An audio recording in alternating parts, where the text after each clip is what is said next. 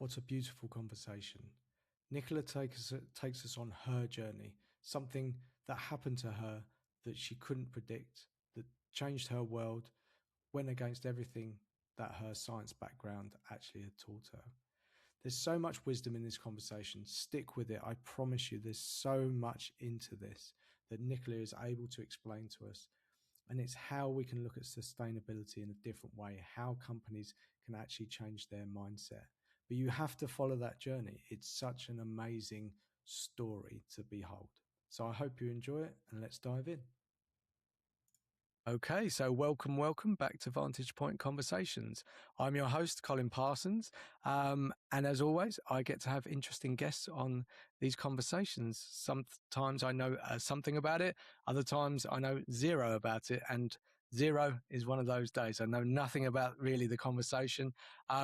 Nicola, I don't introduce my guests. It's not me being lazy. I just think that I would do a very bad job. So I just throw over to you for a few seconds, take as long as little time as you like, any background, highlights, lowlights, context, anything you want everyone to know about you, and then we just dive into the conversation from there. Wonderful. Thank you, Colin. It's really good to be here, and thank you for the invitation. So I will do a little introduction, not just to introduce myself, but to introduce where I am in relation to Indigenous knowledge. It's really important where I'm not an Indigenous person. I'm based in South Africa. I've been here for 4 generations. And if I go back in my ancestry, my Indigenous ancestors were back in Cornwall and in Scotland, so the Celtic fringe of Great Britain. But I've been there and I've kind of walked on the land, and I can tell you that my feeling sense for that Indigenous space is close to zero. And yet I've been here as a family, as I said, 4 generations or so, and I have found my way into Indigenous knowledge systems here. And as a non-Indigenous person, it's really important to say that that doesn't mean I can speak on behalf of Indigenous knowledge. I can't. But what I can say is that as a descendant of settlers here in South Africa, in a time where a lot of people are saying, isn't there something we can learn from Indigenous knowledge? Or I'm sure we can learn something about transition from Indigenous knowledge. Yes, I've been trying to do that, and to do that respectfully and in a way that's effective for the people I work with for a couple of decades. And so that's where I sit, in a place where a descendant of settlers is seeking respectfully to learn from a knowledge system in which I did not grow up, not deeply. And so that's where I am, Cape Town, South Africa, learning from the people and from the land here, and working in the field of sustainability, and specifically the field of sustainable transition. So an organization that seeks to move towards something more just and more sustainable in ecological terms. Amazing. You give me so many places to kind of jump off there. But I mean, we, like all my guests, we have this initial conversation, which was, I think, just a week back. You kindly said that you would find this spot to speak today. And I had to cut you off quite quickly because wasn't because I was trying to be rude. It's just that you started to tell me a story, just a sort of earlier part of your career, and it gave me goosebumps. I was really like, oh, okay, there's something behind here. So I'm wondering if we can just go over that again, maybe just a sort of little bit of context, because I thought it was great, and it will probably maybe set the scene for the later part and the conversation. Is that possible? Yeah, sure. So my training, my formal training in universities at the University of Cape Town and later in Yale University was, as I said, sustainability. And broadly speaking, it's systems thinking, it's looking at ecological systems. And in my case, my particular focus was in industrial ecology, or how we might apply this kind of thinking in corporations, mainly large-scale businesses operating in different parts of the world. And I was young and enthusiastic, and I just graduated. I started a job at Nissan South Africa, but very soon I realized that there was an opportunity in this space. People were just waking up to what sustainability was. There weren't a lot of people who were practitioners, and suddenly there was a lot of opportunity. So I decided way too early, to be quite honest, to become a consultant, probably before I should have. I had no idea. that consultants really need deep experience. But I thought enthusiasm made up for that, which it doesn't. But off I hopped on a plane to a place in Australia called Argyle Diamonds. Now, this is a very, very large mine. It's based in the Kimberley region of northwestern Australia. It is very remote from Perth. It's about a 4-hour drive, so it's not near any major cities. Of course, there are local communities there. There are Aboriginal communities to that area.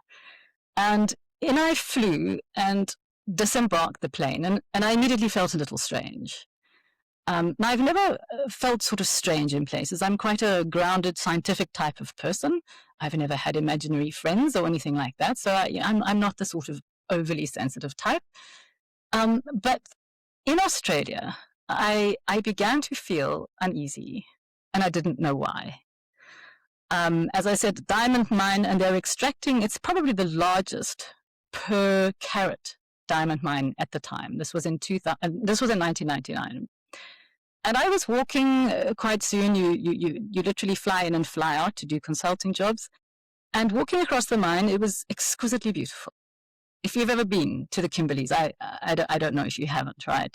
But it's as if the earth is a kind of deep red ochre color. And the mountains that surround it, also like into a valley, are golden, really golden. And at this time of year, it was late November, the ground was dotted with purple heathers, the sort of, well, I call it like a heath, like a little sort of heather flower. And every now and again you could see what they call baobab trees, which is much like the African baobab, a very iconic tree. And I was walking along with one of the mine managers, and he was explaining that they were busy putting all of their standard operating procedures into a digital system. It was the beginning of SAP and the digital ages. And so this was a time when all that almost implicit knowledge that people held in their heads was being digitized and put into digital systems. And I was there to audit the mine. I was trained in environmental auditing as one of my focus areas, and I was literally there to see, what do they do about environment, and do they do what they say they do? And as he was talking to me, I suddenly heard another voice, and it was a sudden, clear voice that seemed to come from nowhere, or it came from the mountain, or it came from the land. And the voice said to me, "This land is sacred. Nothing can justify what's being done to the earth." Now, remember, I'm a scientist, right? So this is not possible. Because no one else was saying this. I looked around. There was no one there. The guy I was with didn't seem to notice. I was the only one who seemed to hear it. And it was in that moment, for me as a scientist, so impossible that I just wiped out the memory. I couldn't process it. My body, my mind couldn't process it. So I literally forgot the instant it happened. And it was only a year later, with a whole lot of work that followed what happened when I left the mine, that the memory was returned to me very, very starkly and very vividly. And I knew absolutely that it had happened and that it was true. And that was the start of a process of not really being able to be myself in consulting anymore. That's yeah, even hearing that for the second time still gives me goosebumps. It's Me too, a little bit. I just because I've talked about intuition.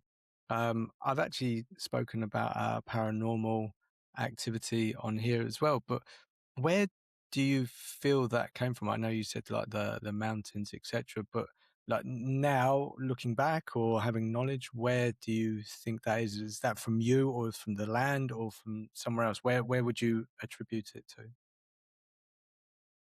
I mean, that's a really deep question, right? And there are lots of frames we could bring to it. And I think it's important that we come to a frame that works for us. And the frame that works for us becomes coherent in relation to all our other experience. And so I'll share a little bit where I've come to, because it's not obvious how to answer that question. And there's not only one right answer necessarily. But for me, that voice came from a relationship. It wasn't from one thing or another thing. It was from a relationship, not only with me in the place, but relationships that had been cultivated in that place over millennia by Aboriginal people, by relationships of people to place, and relationships that took place in relation to sacredness. And so that holds a potentiality in the land. There is something going on that stays in the land. And we can look at traditions and we can see that people have cosmologies that wind around these things and that are deep and powerful. But I don't have any access to those cosmologies in Australia. But for myself, then learning a little bit about Indigenous knowledge in South Africa, what I came to realize is that there is certain exposure that I have as a South African to South African relational systems, and certain exposures that I have in my life to what we call in this place ancestors and spirits of those of the land, spirits of people. And our exposures can kind of just make us a little bit more sensitive. Anybody can have this. We all have a degree of intuition. But I think exposure, for some reason, can increase that to certain degrees. And so I think it was just a chance connection between someone who'd had exposure in South Africa, a descendant of settlers, right, who doesn't understand the stuff, for whom the stuff is not normal, yeah, in quote unquote, suddenly jetting into another place where my familiarity bias, this idea that we can overlook what's not real, right, it kind of isn't working anymore because I'm not familiar. I'm now deeply out of place, in fact. And I suspect in that particular mix of things, something just happened. Something in the land managed to get through my filter, my cognitive filter, which would have said, this is not going to happen because it does not exist. So a signal appeared. Was it a voice? No. It was a signal. But my brain, some part of me, turned it into a voice. How it did it, I don't know. But it feels like that was happening. And something in my body, something in my mind, didn't delete it completely.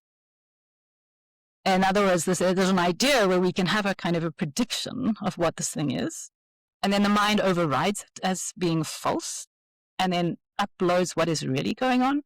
No voice, right? Except perhaps my mind wasn't sure. There was something about this instance that made it keep it accessible as a memory. And a year or so later, it came back. I don't know if that's true. I don't do neuroscience or I don't have MRI scans, but it felt feasible to me as an explanation, and it certainly felt good enough for what I subsequently came to learn. It's it's really strange. It's kind of aligned with a lot. I think we know so much. So even if we just take intuition, I think intuition is, because I've got 2 young children, you see that they understand so much more about themselves and about things that we can't really see, or we've filtered out that from our lives. And I think, it's very interesting, and I've talked about it before, but also this part. So you tried to say no and just blanked it out of your mind. So when it came back, what was wrestling? Was it in your body more than anything else? Was it in your mind? What sort of symptoms came back for you? Well, of course I didn't know what had happened, but my body did not feel right either. So I was there for about 2 weeks as a fly-in, fly-out auditor. And I left never feeling comfortable. I had headaches while I was there. I was not feeling good at all.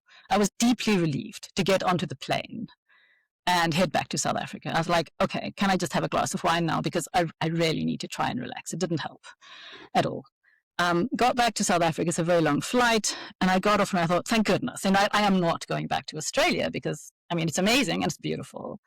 But it kind of didn't feel good for me. And I would have wished it could have ended there, but it didn't. So what happened from that point onwards got worse and worse. I was shaking. I had panic attacks, increasingly serious panic attacks. My body broke out into rashes on my joints. I had big red circles on my chakra points. I didn't really know about chakras, but I kind of, realized, this is an interesting placement. And it carried on and carried on. And I mean, it was the panic attacks that was really serious, because as soon as I went into a situation of relative stress, for example, into a board meeting, right? Or, an attempt at doing some consulting work, it started to go kind of out of control. I was starting to see things that didn't seem real and hear things. And then after about a year or so, and I actually was in therapy at the stage, I went into just psychodynamic therapy with a very local therapist who was great and increasingly worried. And it really got to the point where after a while, I had this thing it's called synesthesia. It's when your mind can literally confuse a signal that is auditory with a signal that is, for example, visual. It's kind of hard to explain. And your experience at the time, or my experience at the time, is really just confusing. It's just that you don't know what's going on. But essentially, I was in a board meeting, and the person had been talking for about a minute or two, and I didn't realize he had been talking because I couldn't hear a thing. I just heard a blur. And what I'd noticed is that what he was saying seemed to be coming out of his mouth as lights, right? Literally balls of golden light. Now, I know this kind of classifies me as being, sort of mentally ill, and I was in terms of the psychotherapeutic discipline and profession. And yet, I thought there was something interesting in what was happening. At that point, I thought, well, I can't control this. And I needed to go to a therapist that I felt more comfortable with, because my body did not feel comfortable with psychotherapy. At that point, I went to see a Sangoma, which is an Ngoma practitioner in the local knowledge tradition. It is kind of like a diviner, but not only a diviner. But they divine with bones. So they throw bones. They throw a mixture of objects that represents reality. And then with you, they look at what those bones are talking about, these incredible patterns. They're very beautiful patterns. As this woman threw the bones for me, I looked at the pattern and I just remembered. And I said to her, Gogo, because we call them grandmother. This is Gogo. It's a sign of respect. I said to her, Gogo, I remember something. And she said, what do you remember? And I said, the mountain spoke to me. And then she just laughed and she said, oh yeah, that's a thing, And what did it say? And so that's when I just realized that for her it was possible. And perhaps that plus the bones just made me remember. I don't know again, Colin, what it was, but it just evoked a memory that hadn't been evoked in what was at that stage about 8 months of psychotherapy. That's I think in that, were you scared? Like, because it sounds like, when reality seems not to match up with the outside world, that for me seems a very scary place. And I love the fact that you were interested in the light coming from this gentleman's mouth. I think that's, I want to say your saving grace. That sounds horrible, but I in a way that because that's quite a thing to happen to someone, and I think we often try to rationalize things. I know I have a logical mind, so we try and justify things with some sort of logic. And in that moment, I don't necessarily know that you can. Is that quite scary? It's terrifying. It is really scary. There's nothing romantic about it. I can tell you it. I mean, it kind of makes a good story on one hand, but the good story it makes, and thank you for pointing it out and for naming it. No, it's really, really scary. And what is really scary is if you've grown up in a culture where this is not possible, or at least it's not legitimate. And it dawns on you over time that you have no control over it. There are ways we can try to control it. And what I was doing at the time was I realized, I'm a bit of a scientist, and so I experiment, right? What works and what helps it. And one of the things that helped was physical exercise. So I was training martial arts, and I was training, an hour a day, 2 hours a day, 3 hours a day. I was training up to 4 hours a day, just to keep the energy to the level at which the really weird stuff didn't happen. I was in therapy twice a week, and managing a diagnosis. My therapist, and I think she was a good therapist, and she was absolutely within her profession and correct for that. She said, you're highly depressed. And potentially, if you don't go on antidepressants now or antipsychotics, I'm not going to be able to treat you. That was terrifying, because by that stage I had a level of dependency. Yet every bone in my body was saying, and antipsychotics and antidepressants are not the way to go. I don't know why. I don't understand psychotherapy. I respect it as a discipline. Of course, I'm familiar with it to some extent as a Westerner, if you like. But I just knew this was not what I could do in a useful direction. And that was terrifying, because she said, well, then I can't treat you. And it was respectful, but she said I would be out of my professional boundaries. And then I had to make a choice. And I had to say, well, do I go with this lovely woman called Maclality Banger, or do I stay with a psychotherapist and, go with her conditions? And then I said, I have to trust my body here. And that's when I decided to say, all right, I'm going to leave psychotherapy. Worry her a lot. But I decided to go and train in the system. And now it's a training that is also a cure. And this is the way the local Indigenous knowledge system deals with this kind of sickness. So I was just thinking the transition between those, they're like polar opposite, because things like energy, etc., often are surrounded by, depends obviously who you're talking to, but very, I want to say woo-woo, and we say woo-woo almost to protect ourselves and make ourselves sort of it be comfortable that we can talk about it. But I've had different people talking about different things here. So I've also been through therapy myself, and at the point in time, there's so many different modalities, right? And then so you haven't gone to something closer to psychotherapy. You've gone here. Now, that's not always easy to go that way. How did that search go? Did you try other things in between, or did your body, was it sending you that way? Did you know about this stuff? Because I've never ever heard of that before. Is that a South African thing that people would come across? Is that a common thing? Ngoma as a culture, as a tradition. Yeah. Oh yeah. It's so Ngoma comes originally. It's about 4,000 years old, so it's not ancient system, but it's around 4 millennia. It's been around. It developed at a time when people were starting to scale agriculture, really, agriculture and pastoralism. So it is what I call a knowledge system that is part of a modernity, but not the modernity that emerged in Europe. What is the North Atlantic modernity, the one that has kind of taken over the world through colonialism and capitalism? That's a particular variant of modernity that just happens to be quite virulent in the way it scales and the way it extracts. But other modernities emerged. And for me, I define a modernity as a society in which there is a degree of extraction of surplus from the land, right? It could be, calories from the land or cattle, or, eventually it comes into the land itself and capital and labor. So you extract a certain surplus, you store that surplus. So you can think of a granary, right? Putting your grains of your crop into the granary, and manages that surplus and then distributes that surplus. And depending what you are now extracting, you are able to grow that surplus, and you can turn it into wealth because you can begin to trade it.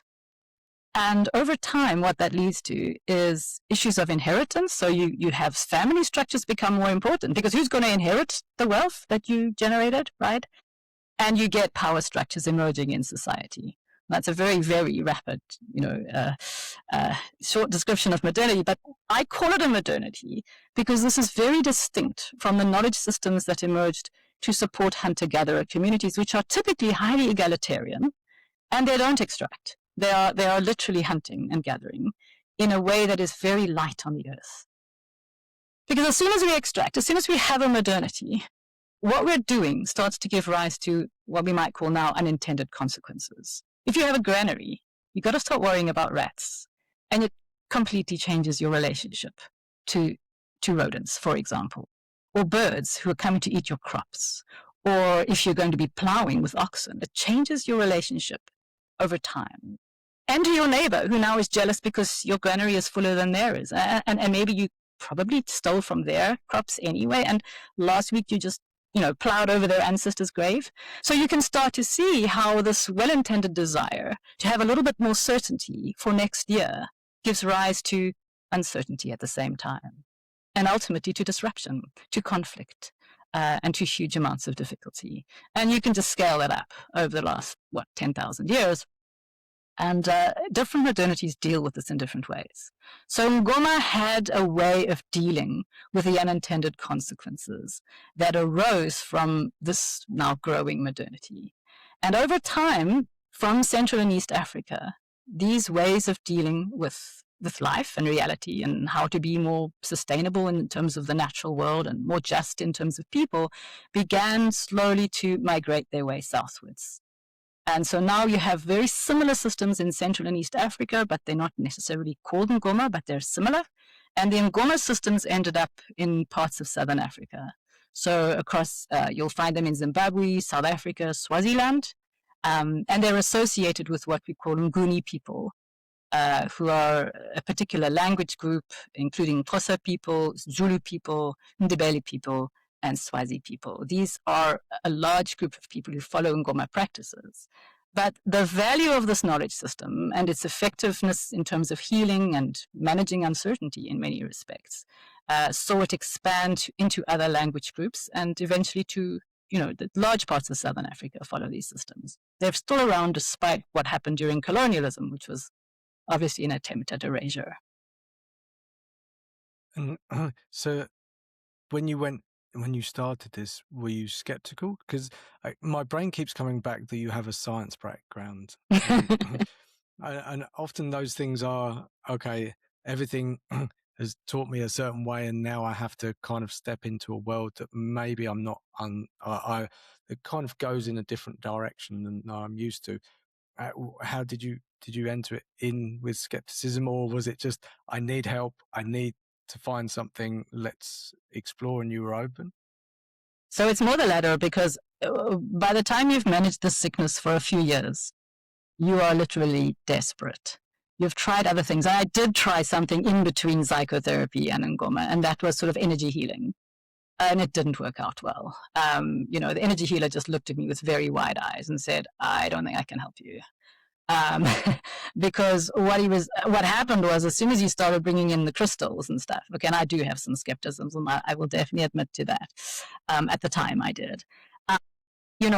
Crystals and chakra healing, it was just a stretch too far for me. But it evoked in me an incredible rage, like a violent rage. Okay, and that's really, really made him worried, because it wasn't what he was used to, I guess, and he wasn't, and it was very clear because he was doing, when they test and they it's sort of neuro-linguistic programming or something, and your body agrees or it doesn't, and quite clearly my body did not agree with any of this stuff. So it was kind of clear from his diagnostics and from my evident growing rage that this wasn't the path for me. And for me, the Ngoma path just felt like such a relief, because it felt that every part of me was able to be there. Right? There was like, even when I was in psychotherapy, which is meant to be a sort of welcoming place in many respects, I started, editing what I was telling the psychotherapist, because I was tracking her degree of anxiety. Now that might be a projection. Of course, we know we do that when we go into therapy, but maybe it wasn't, and I don't know. But my experience was that safe place had to be managed in order to remain possible. And that felt really like a drain on my energy. So in Ngoma, I just knew, from the first woman that I met to subsequently the man who became my teacher in Botswana, I just knew I couldn't game them, because they were so much deeper than I was. They knew, it felt like they knew exactly what was going on. Not in the detail, but in terms of the gist of what the sickness entailed and how it might rightfully be worked with. That was such an incredible relief. I never really turned back. And from that first session, was it immediate? So you talked about your sort of, things showing up on your body, etc. After that first session, was that a release in terms of you felt something, or you could physically see a change in the symptoms that you? The symptoms got worse. It was like, I know, it's weird, right? It was like a floodgate had said, like, it's all right. I can be sick. It was like I had been given permission to be as sick as I needed to be, because she wasn't afraid. She was clear. She was strict, and she said, look, you don't mess with the sickness. We know the sickness very well. The sickness is a complex sickness. It expresses in different ways in different individuals. So for me, it was cognitive, it was mental. For another person, they could be lame, and then their arm could go lame, and these weird physical symptoms would beset them. For other people, the sickness can take expression in, sudden strange phobias and fears, or literally like the geezer breaking down all the time for no apparent reason. And that gets definitely quite woo-woo, but it's just known to happen. These are patterns that are recognized over time. And actually getting angry is also a characteristic of the sickness. There's a particular kind of ancestor. So Ngoma is an ancestral tradition. It's not just animist, it's ancestral, because there's an inheritance aspect to it. And we have something in obviously the expansion of colonialism, the expansion of global capitalism and extractivism, that gives rise to war. That gives rise to extraordinary brutality. That gives rise to genocide. Clearly, this hasn't gone away, right, after thousands of years. So we're still seeing this. And at the same time, we can, as modern people, people who are kind of scientists, sort of think, okay, well, the war's finished now. We're kind of over that. Let's look ahead and let's, become sort of more like the rainbow nation. This is very much part of where South Africa started about 30 years ago as our democracy came into being.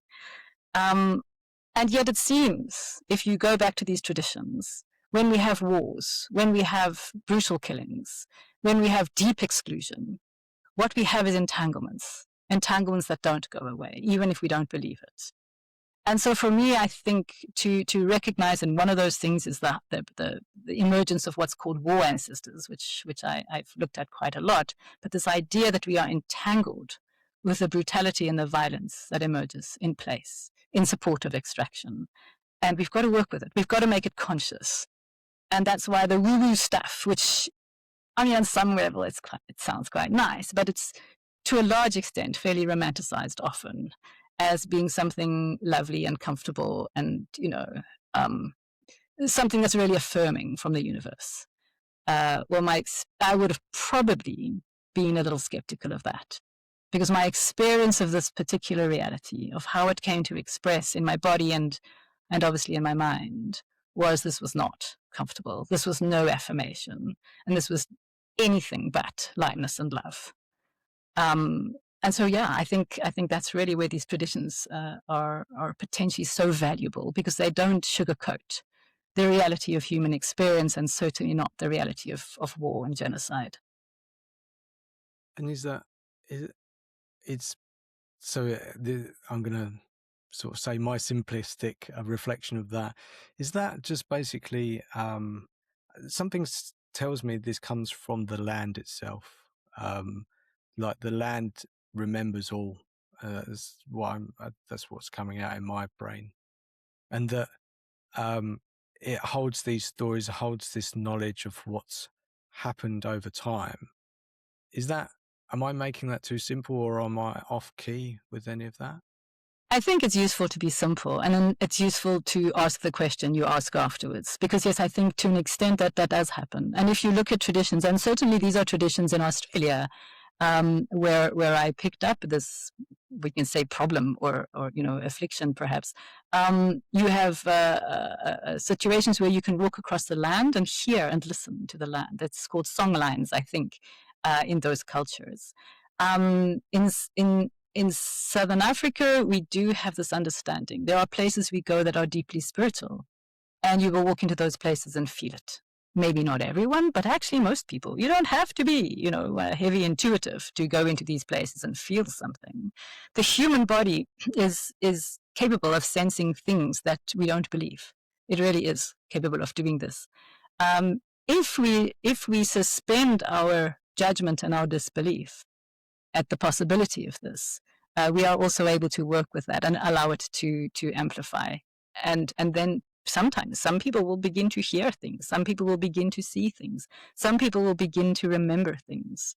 And so I think this thing is in the relationship between what land can hold through its relationship with people.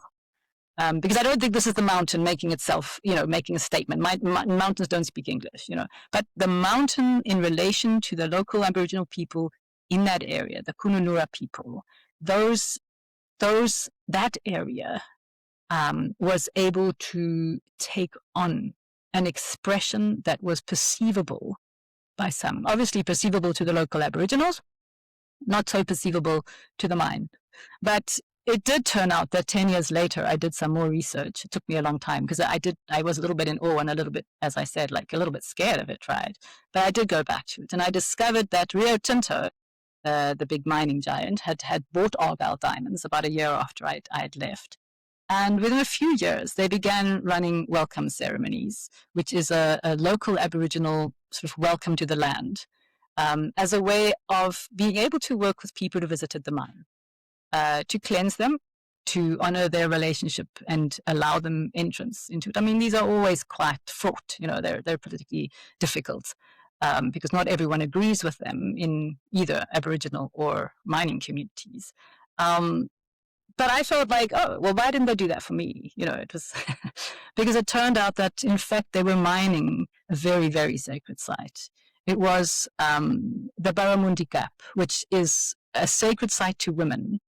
And the diamonds that were being mined by Argyle, which are notorious for their incredible rainbow colors that you'll see just above your right shoulder, right left shoulder for you. They are rainbow diamonds, essentially. They're exquisitely brightly colored. And the Aboriginal story, the old stories of the Indigenous people of that area, will tell you that those are the scales of the sacred barramundi fish, which by 2012, more or less, were fast being all extracted for the mining industry. It took them another 10 years to essentially clear out that entire area of all the marketable stones. So yeah, I mean, I gave you a long answer, but it is an impossible. There's no formula, right? But I think it sits in relationships and in deep, deep human history and knowing. Yeah. So let's go back to that, because I'm fascinated by the part where your symptoms actually got worse. And I'll just reflect back to what my brain's saying. It's that feels like your body was given permission to process all of this, and so maybe your body had been resisting, and it was coming, but then you felt permission and trust with this lady, and then it came through, which it must be very relieving. But I can imagine, I don't, because my head goes, well, you go to see people to try and resolve symptoms, and then when they get worse, that seems very counterintuitive. So again, my logical brain keeps stepping in, and I'm going, well, hang on, that must feel like this huge relief, because you feel it's right, yet your body's showing up all these things. So where did you land with that? Like, do you just sit with it and you were comfortable with it? How long did it take? Did the symptoms go away? What's the next part of that story? Yeah. So yes, they did get worse, and yet I felt less worried than before. Not because I had a way to control them. I was still working on that, and I knew, for example, at full moon, genuinely, at full moon, I could not schedule any work engagements. But for the 2 weeks in between the full moons, that's when I could do a little bit of work. I was still running every day. I was training karate all the time. It was really helping. So I had little management capability there, but not full control. And yet I suddenly began to meet people for whom this stuff was okay. That I knew had either experienced something similar. And so patterns are never going to be exactly the same. No one experiences exactly the same illness twice, but they recognize the patterns in how the illness expresses. It's notoriously resistant to antidepressants, by the way. It'll work for a while, but not for long, including antipsychotics. That's what Ngoma practitioners say. But I started meeting more and more people. And of course, now I'm a scientist and I'm looking for patterns in their experience alongside my own. So even though mine seemed to be getting worse, I had a little bit of management control. And I had at the same time a growing network of people who I felt, look, I probably thought they were a bit wacky, but I wasn't interested in them per se. I was interested in hearing about their experience. And in hearing their experience as to what actually happened in their lives and how they worked with it, I was beginning to create my own little understanding of what patterns were becoming possible. And then to know that there was a tradition wherein literally the cure for this was possible was a great relief. But it still took me about 6 months to agree to go on that cure, because it's a very intense 4-month ritual that no one would willingly want to do unless you were extremely desperate. And you don't have to talk about it if you don't want to, but that's a 4-month retreat. If you want to talk about it, you can. But after that, all symptoms have gone.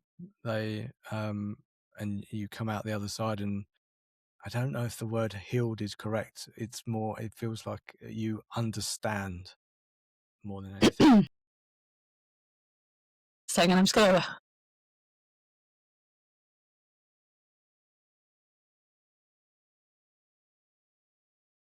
So I'm happy to talk a little bit about that process. I can obviously talk about the parts that are we're allowed to talk about. Some little parts are secret, not because it's sort of heavy knowledge, but because it's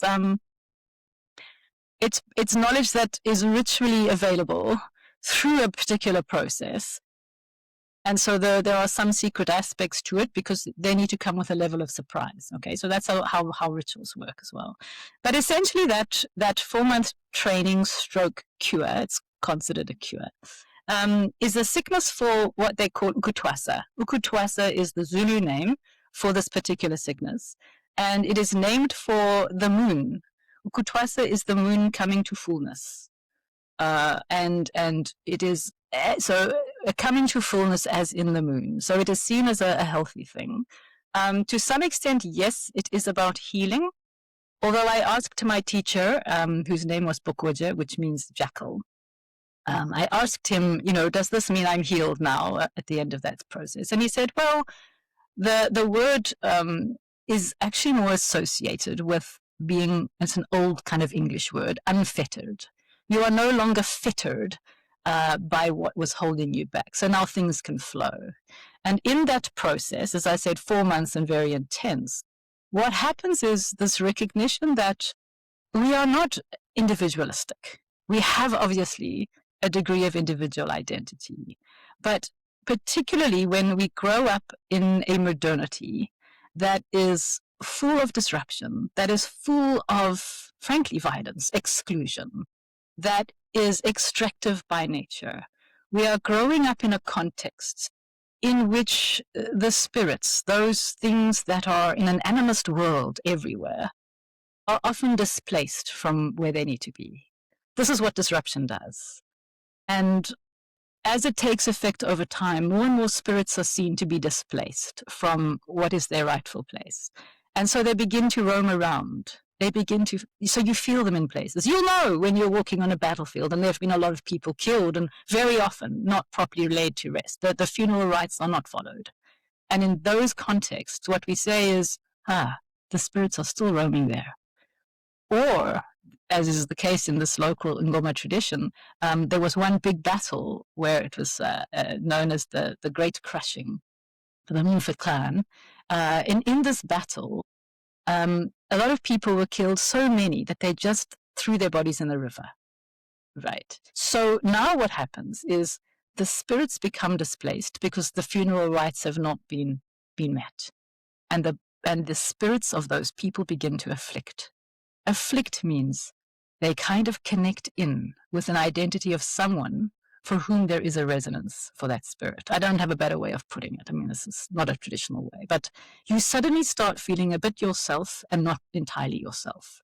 And in this case, violence can be very often. So if you were, for example, in a country like South Africa, where apartheid was so brutal, involved such a lot of death, before apartheid was declared, the local First Nations people, the San and the Khoi, they were literally the subject of genocide for about 100, 200 years. So there's extraordinary brutality still in this land, right? And what Ngoma people say, what animist or ancestral cultures say, is here we get afflictions. Afflictions is not only from your grandmother or your grandfather wanting you to be a healer, which is the classic shamanic affliction, but in situations where there is deep disruption, there is essentially rupture of the conditions that make life possible. Affliction begins on other people, anyone, which is why you end up with a person who is clearly not Indigenous, but a descendant of settlers, potentially having this kind of sickness. And the training is as simple as this. What it does is it says, okay, you're an individual identity, but you also have affliction. You've picked up other identities that no longer have a place. In order to bring restoration to the land and to bring reconciliation to the land, and this is a political concept, right? To bring reconciliation, we are going to do the ritual that gives those particular spirits who are now afflicting a place in your own identity. Now, as your average Westerner, this is not going to go down well. This sounds a bit really weird and a bit dangerous. However, at this point, you're kind of brought into a system that feels increasingly coherent because you're doing the practices. It's making sense. You're seeing things, you're feeling things. The spirits are pitching up in a way that you thought would have been impossible, just a few months or years earlier. And so you realize, wow, this is extraordinary. Absolutely inexplicable from a scientific Western point of view, but yet psychologically, spiritually, somatically, deeply right. And so you just go with that because you've signed up for something for which there is only one way through, no way out. Yeah, so very lucky to grow up in a place where these traditions are still surviving. And so after this 4 months, what then emerged for you? So I feel this, you've mentioned it as a scientist, this is everything against, I guess, that world, right? And you kind of wrestle with that, but you go with it because it feels right. Everything is showing you that it's the right path. After that, I would imagine you're changed forever. There's no going back. There's no, oh yeah, I did that and I'm just going to go back to being a scientist. Like that's just not a thing. What happens then? Yeah. Great questions because you're staying with it, which is so good, Colin. So yes, you are changed forever. And when you're in it, all you want is to be healed as an individual, right? And these trainings are not conceptual. So you don't sit down, you don't have a desk, they don't read you things, you don't get access to notebooks. It's all oral tradition. The training takes place in a homestead with acacia trees and thorns, and it's beautiful in some respects, but it's very traditional. It's mud, it's thatch, it's all those kinds of things. And so what happens in this situation is you go through this ritual experience that is physically extraordinarily demanding. And at the same time, what they're doing is not just healing you, but they're teaching you a skill. And the skill they teach you is the skill of the diviner, the skill of the ritual specialist. They're teaching you to understand how to do rituals in this context, and in this particular lineage called Fontor that I was training in the context of disruption, in the context of war, in the context of extraction. And so this training as a diviner involves you needing to essentially train your intuition to another level. And how they do this training is they hide things from you. And you're expected to tell them what is hidden and where it is. And there are ways to train your ability to do that. And on some level, it can be very woo. It sounds woo, except it's not very woo, because right now it's like 38 degrees in the Kalahari sun. You're kneeling because you spend most of this time on your knees. It's very deeply immersed in humility. You're in the public view, and your teacher is hiding things from you that you are now expected to find. And the little kids are gathering around and laughing at your deep discomfort. And you have to tell them where they are. And they teach you a little method as to how to train your intuition.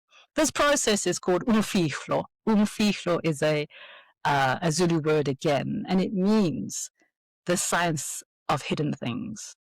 It means if you're going to be a diviner and go back with a useful skill to your community, because it's not just individual, right?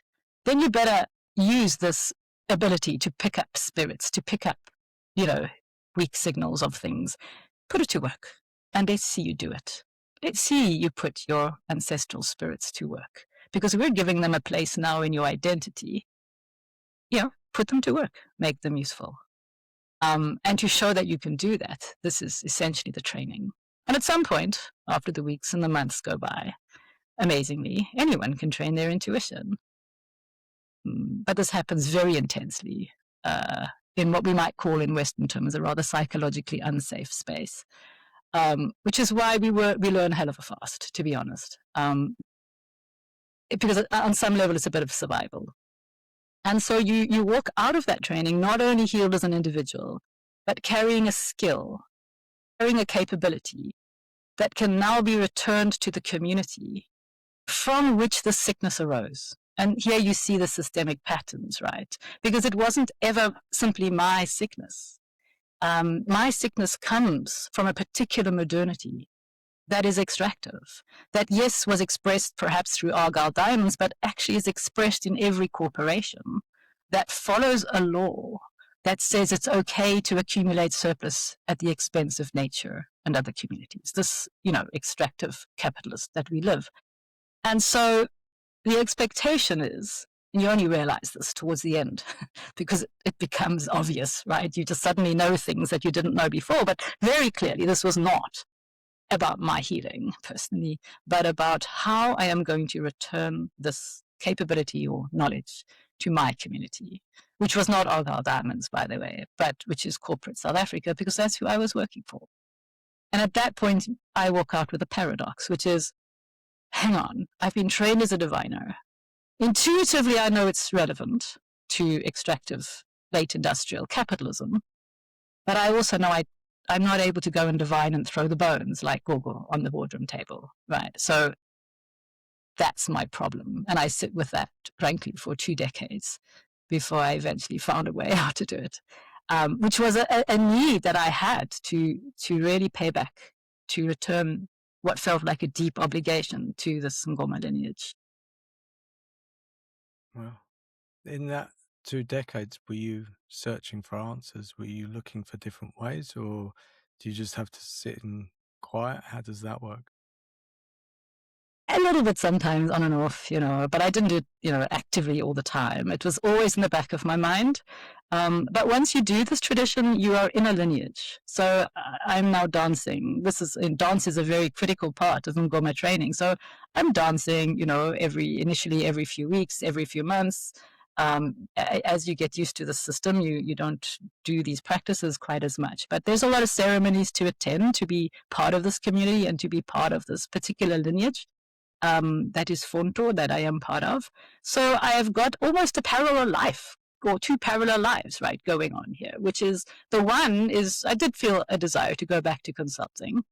So I'm having this parallel life where I'm doing consulting, still for corporate South Africa. I got increasingly at that stage into strategy, and how to do strategy intelligently, how to look at innovation, and particularly, again, strategy and innovation in service of life. So in service of, better environmental practices, better social practices. But I couldn't find a way to bring what I had learned through the Ngoma tradition nicely into that system. It felt too twee, like you could go and throw the bones, but really people would love it. And then on Monday morning, the bone, like, can we really take this seriously? So it would be what we would call now performative, edutainment for, I guess, a few interested execs on some leadership retreat. Not real, right? And that just didn't feel integrous to me. And so I kept those two things quite separate. And then subsequently, and I did write this down in a book actually, which is subsequently to tell the story of how over the next 2 decades, what I was experiencing and the unfolding insights that came through learning from other people, learning more in the lineage. I was in mentorship for those 20 years. I still am, actually. It's quite common in these systems. You continue to learn all the time. You take on students, you teach them as well. So the system is self-perpetuating. But eventually, it took a long time. And in fact, what helped me more than anything was during COVID, I was obviously at home, and I had a little bit of sort of access to kind of click into screens that I hadn't sort of used before. And I started to click into a few seminars.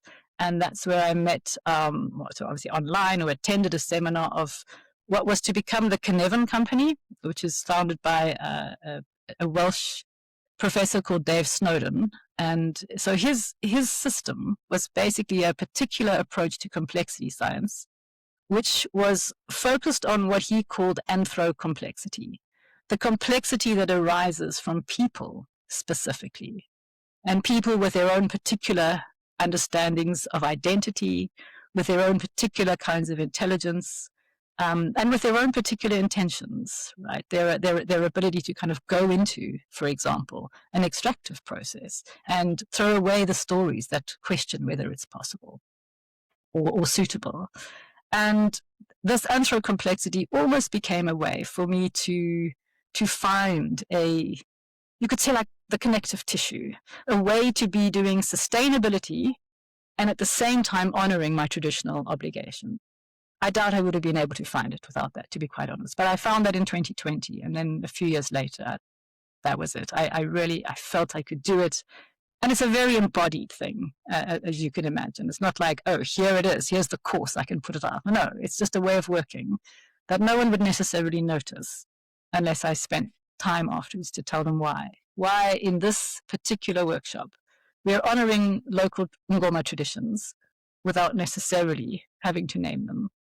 But when you speak to people, they will simply tell you, I don't know why, but I feel that that was a really beautiful and very deeply human process, which for me was not common necessarily in your average sustainability strategy workshop. So that's what helped me to know. That was largely due to the ability to work them together with the Cynefin approach to complexity.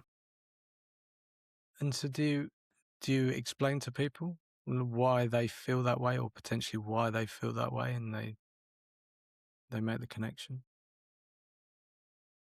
Well, often I work with a lead, so the person who's leading that transition for the organization. And depending on who they are, I mean, generally the people I work with are open to and interested in local Indigenous traditions. So they would know often. Or I would explain afterwards why and how this works, and why this is pattern recognition, and how pattern recognition works in Ngoma, or why this particular supply chain team is the only team with sufficient intuition to give grounded embodied intelligence in this space. And they might not call it intuition, but we will invite it in anyway. We won't necessarily name it. But we will set up the workshop where they're deep intuitive knowing, because they're the supply chain team working on the ground. They're encountering problems all the time. They're learning and they're human. They can feed it in. So I generally don't tell people unless they ask. If they do ask, then I could tell them. But in South Africa, it's still hard, to be quite honest. There is still, there's apartheid is gone in theory, but apartheid isn't gone in people's minds, because and it's not that people are overtly racist. It's just that there's an assumption that there's a way to do business practice that does not include the Ngoma traditions. So it's hard for them. But I did end up writing a book about it, which I'm trying to use to, if people want to know the backstory, then I send them to the book. And so it's getting easier for me to bridge that now. Yeah, I was thinking when I know it's not a new concept to the people that know, right? But it's bringing in something that's been known for a long time to people that don't understand it, and I've seen that in so many things. That's a lot of the hard work is almost that part. It's just trying to connect that, and I think you've done it in a very clever way. Because oftentimes we beat the drum and sort of say, look at this, but it's actually try this. Look, we're going to do this, and then you can sort of say, look, if you want to go and look at the drum, we can go and look at it. And that I think that's a very smart way of integrating these things in a culture or in a society that's not always, you know, ready for those sort of things. So I think that's brilliant. What um what sort of changes are you seeing with these? So I assume it's companies that you're working with to help. What sort of changes are you seeing? Because I've been fascinated with business for a long time. I don't know what it is, but it's just something that I'm very fascinated by.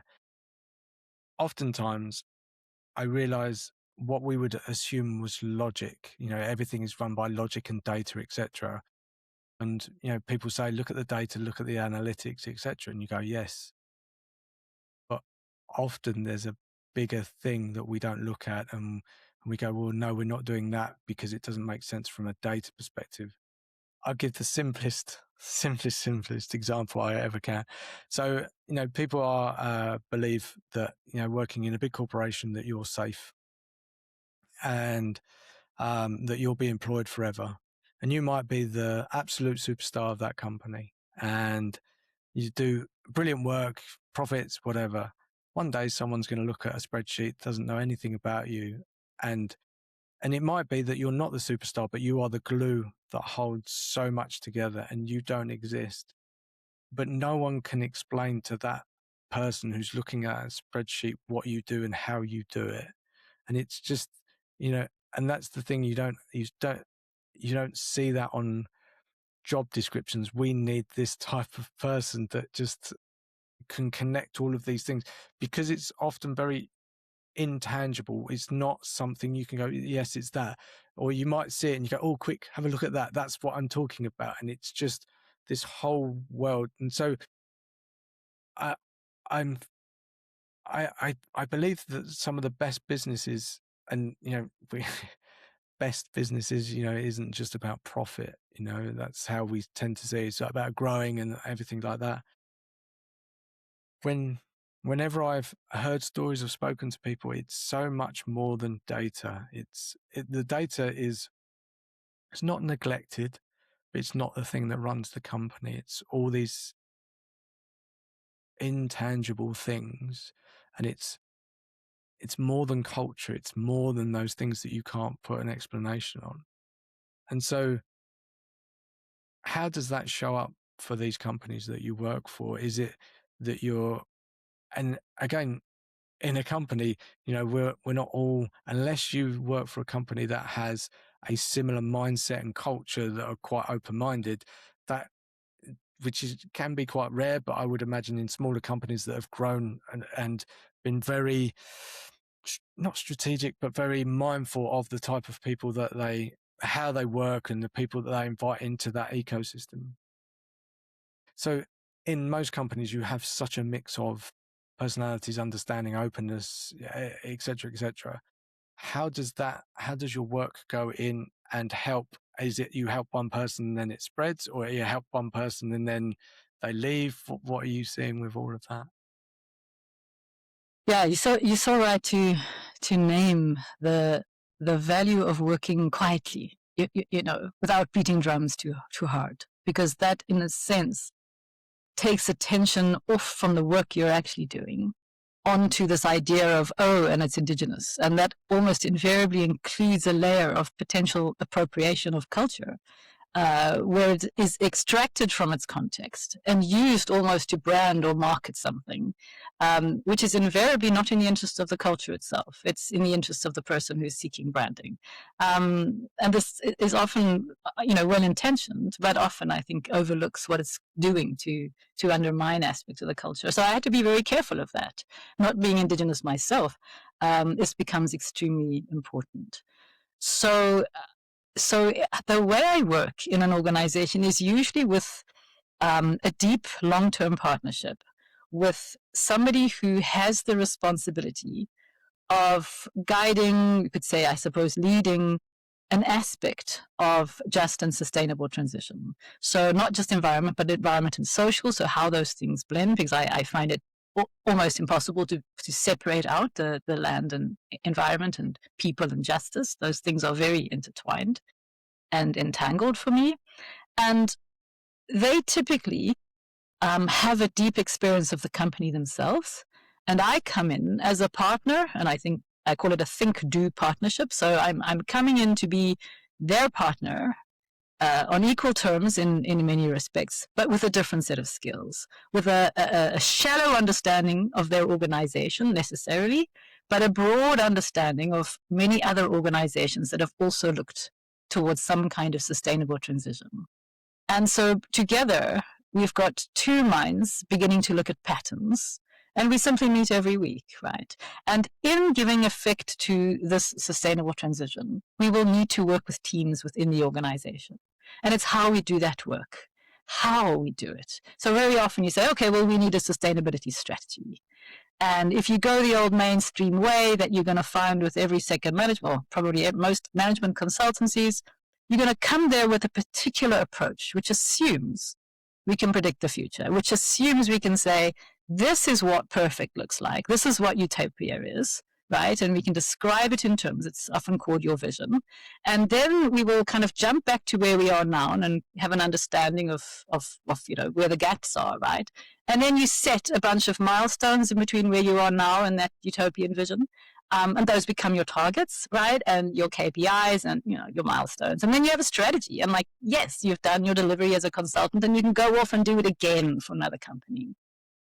Now, this is very ironic if you're trained as a diviner, because people assume that diviners predict the future. Actually, they don't really predict the future. What diviners are doing in Ngoma tradition is they're deeply understanding the present, the patterns, and the past, the ancestral traditions that are beyond just humans. Ancestral is a concept that goes beyond just grandmother, grandfather. It's a far more entangled and engaged with land and ancestors that are not human. And so we have this deep understanding of patterns of the past and a deep understanding of the present. And when we get to that, we can begin to recognize patterns that are somewhat consistent over time. And those give us a little bit of a handle to know what to expect around the corner. This is how you do a level of, it's not quite prediction, but it increases your ability to make intelligent choices in uncertainty. So this is what we're doing when we are divining. Now, we can do it in the very traditional way, and most people won't know what to do because it's a very traditional ritual that gives rise to a divination. But we can pull it apart a little bit and recognize that we're doing a deep understanding of the present. We can recognize that we're looking at pattern recognition. We can see that we are activating embodied intuition, of those who are present in the room. And we can find different ways to do that. And suddenly you get into a point where you're no longer assuming you can predict some utopian future, like, say, net zero carbon. And, this is a good way to have a good direction. But as soon as you set net zero carbon goals, your teams who are under pressure to increase margin and profit are already trying to work out how to game them, how to kind of tick the box on net zero carbon and yet still do the old way of, basic extractivism, which allows them to deliver profit. Those teams are in a terrible situation because they're being incentivized to do one thing and then encouraged to bring their hearts and minds to work to deliver something else. They are not going to be happy campers.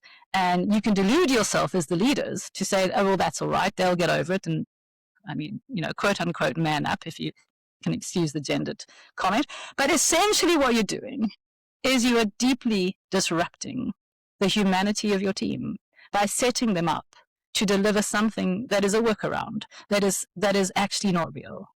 You're setting them up to effectively lie. And this is not good if you want to encourage, no matter how sort of hearts and minds you get about it. This is not good for your culture. And so what this way of working does is no, no, no, no, no. Of course we know net zero carbon is a great idea, but to extract carbon as one singular goal in amidst the movement towards a more just and sustainable tradition can sometimes be problematic. How can we move towards what we know to be more right in a way that is far more intelligent, far more adaptive, far more able to self-correct as we go along, right? Far more willing to learn from other modes of knowing as we go along, to the extent that we can.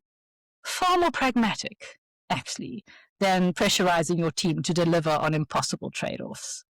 And how can we effectively rehumanize this process of strategy delivery? I think it's very important when we've got AI, and I think AI has got its huge value, but we cannot assume teams are able to deliver in the way AI does, because it is so not sufficiently human. And so I think a lot of bringing together these Indigenous intelligence, if you like, and we could call it wisdom, but this Indigenous way of knowing that transition cannot be planned to some nth degree into some utopian future is a far more human way of honoring the intelligence of your team as well at the same time. And then for me, delivering a better strategy. Maybe not one that, hits the goals out on net zero carbon, but one that over time definitely delivers a more resilient and more human space to work. So that feels useful. It's it. I always think about companies. They whatever looks good on the website is the thing that they aim for. And again, we get very fixated on things. Me included. We think about money. We think about things that but the reality is how we live better. And when I say live better, that isn't about the consumption of things. It's the way that we work, the way that we see things, the way that things flow. And yet we live in a world of consumerism. Yep. You know what I mean. Yeah, consumerism. And so we again, when you said about net carbon zero, is it the right way I've said it? That's because someone's aimed for that. Everyone seems to aim for the same goal as a comparison, and we're not comparable. And again, it's all the perception from the outside world of what that company looks like. But for the longest time, I've understood about the people inside that company and how they work and what's important. And we don't spend any time there. We spend time on the perception to the outside world, and that often probably drives revenue or whatever. But that for me is a very short-term game. Even if a company's in doing really well, it won't be that way for long. It's the internal parts, the moving, and that comes from people and so much more. And again, just to come back to that point, these are intangible things, and I've said for the longest time that people in a company are so smart, so clever. They do have intuition. They have all of these things, and they're almost like a can of soda, just sort of shaken up, ready to go. Yeah, I want to do it, and they're not allowed to do it. And I think I would love to see more businesses embrace that, and from a way that doesn't seem logical, because it's not logical. It's based on so much more. We said intuition, instinct. There's things I'm obviously not even touching on there, that you go, yeah, this on paper, this doesn't stack up, but it does. It really does. And I would love companies to change the way that they embrace and listen to their people, because I feel like you've said that, like the land, Indigenous people, these ceremonies, everything holds so much wisdom, but we're looking the other way. We're looking for, okay, yeah, this is the thing, but it's there, and you just need to pay attention to it. It takes time, takes patience. It's not an overnight thing, but it's there, and it helps for the future for a much longer period of time. That's my opinion anyway.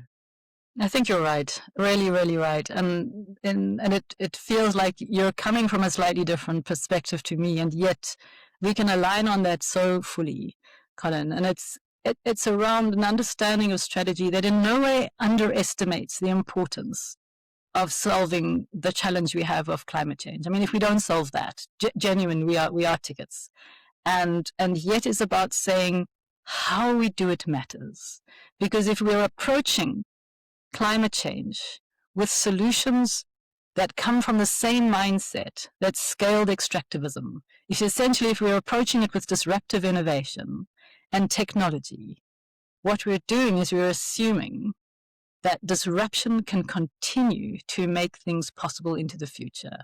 Well, not if traditional people or Indigenous people are right about the impact of disruption on spirits and the degree to which those spirits then afflict and undermine the mental and physical health of people.